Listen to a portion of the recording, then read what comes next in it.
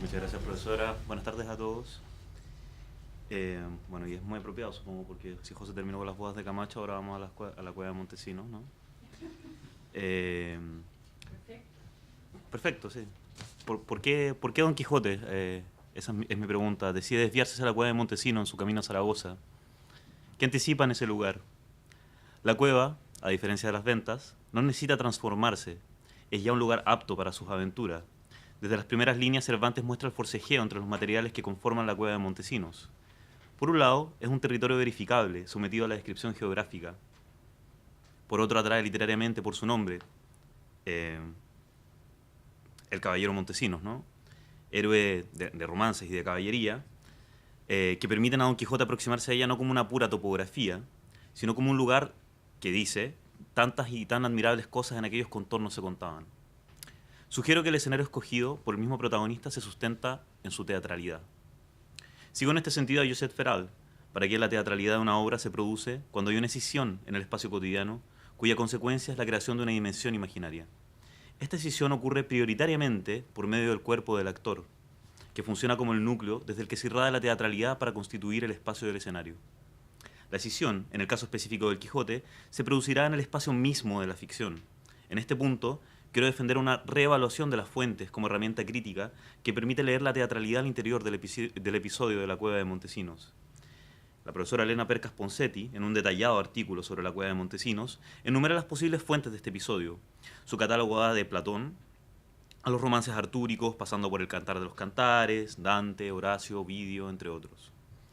Quisiera leer este episodio a la luz de una fuente no incluida en este minucioso catálogo. Me refiero a la cueva del mago Fitón, personaje que encontramos en la Araucana de Alonso de Ercilla. Mi propuesta implica leer un paralelismo en la conformación de los espacios al interior de las cavernas. ¿Cómo Cervantes constituye esta teatralidad? La similitud principal radica en la conformación espacial de ambos episodios. Según lo que se describe en los relatos, ambas estructuras presentan tres estratos. Una entrada oscura de piedra, primero, luego una estancia maravillosa y finalmente un centro cristalino. Se puede percibir en la lectura que cada uno de estos estratos ocupa una función distinta respecto a la mirada de quienes lo habitan. Creo que la selección de estos espacios permite tanto a Ercilla como a Cervantes generar la posición de espectador en sus protagonistas. Mi exposición sigue el orden de los estratos con el fin de identificar el escenario en el que se desenvuelve la acción de este episodio. Cuando Ercilla es conducido hasta la cueva de Fitón por el viejo Guauticolo, el poeta nota como el lóbrego escenario, nunca tocado por la luz, lentamente se traga a los personajes. Dice: nos hallamos en una selva de árboles horrenda, que los rayos del sol y claro cielo nunca llovieron el umbroso suelo.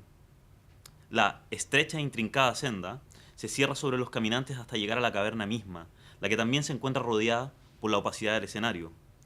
Dice que espesas ramas y árboles cubren la entrada a la cueva de Fitón, que no es más que un callejón y angosta entrada, seguido por, y esto es importante, una pequeña puerta, ¿no? Cervantes realiza una descripción semejante a la de Ercilla.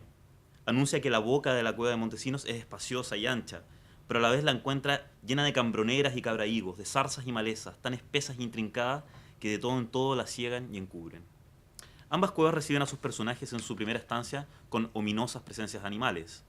Ercilla se sorprende de ver un catálogo enorme de cuantos monstruos prodigiosos la superflua natura ha producido, guardados casi enciclopédicamente por el hechicero, entre los que cuentan linces, serpientes y basiliscos. Don Quijote se enfrenta no ya con bestias inmóviles, sino con una bandada de aves que se abalanzan desde el oscuro y cavernoso refugio y cuya sola presencia deja al hidalgo en el piso. Así Cervantes describe que por la cueva salieron una infinidad de grandísimos cuervos y grajos, tan espesos y con tanta priesa que dieron con Don Quijote en el suelo. Entrar a la cueva implica traspasar el límite marcado por la piedra y las bestias, presencias primitivas de una realidad escudriñada con dificultad por los protagonistas. La entrada, acaso descenso o catábasis, enmarca una lógica paralela a la superficie. Cuando el hidalgo y el soldado español bajan a la cueva, se encuentran sumidos por un momento en el vacío de la estructura terrestre. En el caso de Cervantes, la descripción revela un espacio prosaico, una hendidura geológica a la que el lector de buenas a primeras solo otorgaría la dignidad de un marco. Así dice Don Quijote, ya apropiándose de su relato, ¿no? Ahora de 12 o 14 estados de la profundidad de esta mazmorra, a la derecha mano, se hace una concavidad y espacio capaz de poder caber en ella un gran carro con sus mulas. Éntrale una pequeña luz, por unos resquicios o agujeros que lejos le responden abiertos en la superficie de la tierra. Creo que será en esta concavidad donde será en esta concavidad donde se dormirá Don Quijote para entrar en el mundo maravilloso de Montesinos y Durandarte, ¿no? Y en este sentido creo que el sueño justifica el paso. Y sin embargo no me deja obsesionar la descripción. Una concavidad sumada a una pequeña luz. ¿Por qué apuntar ese haz luminoso? ¿No es esta la descripción de un escenario? El hidalgo necesita entrar en la cueva para entrar en los libros, pero por medios dramáticos. Don Quijote torna a su cuerpo el núcleo iluminado de la teatralidad, en la que constituye el primer marco de su soñado escenario. Luego de la entrada pedregosa viene el estrato de la estancia maravillosa. Apenas ingresan por la pequeña puerta cavernosa, Ercilla, ¿no? Fitón combina a Ercilla a traspasar el recinto hacia una segunda cámara, cuya, dice, fábrica extraña y ornamento era de tal labor y tan costosa que no sé lengua que contarlo pueda ni habrá imaginación a que no exceda. La opulencia de la cámara muestra piedras preciosas en el cielo y el suelo cubierto, dice el poeta, de cristalinas losas transparentes. Provee a un panorama tan extraordinario que Ercilla lo compara con el cielo, en una especie de artificial locus amoenus. Hay una transición desde la pequeña puerta a lo que Ercilla llamará una cámara espaciosa que media milla en cuadros contenía. Luego de una entrada estrecha, horrorosa y oscurecida, aparece un espacio abierto, no obstante separado de las circunstancias de la guerra, en el que es posible contemplarla desde un territorio conscientemente imaginario. Don Quijote, en su entrada al sueño, repite la entrada a un espacio deleitoso y abierto. Otra vez, en todo caso, encontramos un paisaje de cualidades liminales, fronterizas, descrito solo por la negación de los recursos usuales de su comprensión. Don Quijote mismo relata que me salteó un sueño profundísimo, sin saber cómo ni cómo no, desperté de él y me hallé en la mitad del más bello, ameno y deleitoso prado que puede criar la naturaleza, ni imaginar la más discreta imaginación humana. Ni la naturaleza ni la imaginación, colaboradoras usuales del Quijote, podrían labrar un espacio semejante. Esto es porque dentro de la cueva el hidalgo da con el hallazgo de Ercilla en la cámara espaciosa de Fitón. Me refiero al espacio sublime de un escenario que contiene la promesa de transformar la mirada, que permite la posibilidad de la teatralidad. En este sentido, podemos entender que pese a la inverosimilitud de su aventura, Don Quijote relata que despabilé los ojos, limpiémelos y vi que no dormía, sino que realmente estaba despierto. Y esto lo dice porque realmente estaba admirado de las proyecciones teatrales de las que emana el mundo encantado de la fantasía caballeresca. Tanto Ercilla como Don Quijote se admiran de este estrato con el deseo despierto y avanzan para cruzar el lugar último de sus visitas. Todo en los episodios de las cadenas gravita en torno a un centro cristalino, una pantalla en la que los héroes pueden expiar sus más íntimos afectos. Ercilla presenta en el caso de Fitón una poma milagrosa que contiene el mundo entero y dice en medio de esta cámara espaciosa en la que ha entrado, y en el que el mago ofrece al poeta admirar o padecer la repetición de la batalla de Lepanto. Ercilla admira a los batallones inmóviles, acaso esperando el momento en que el poeta puede inaugurar con la mirada la representación.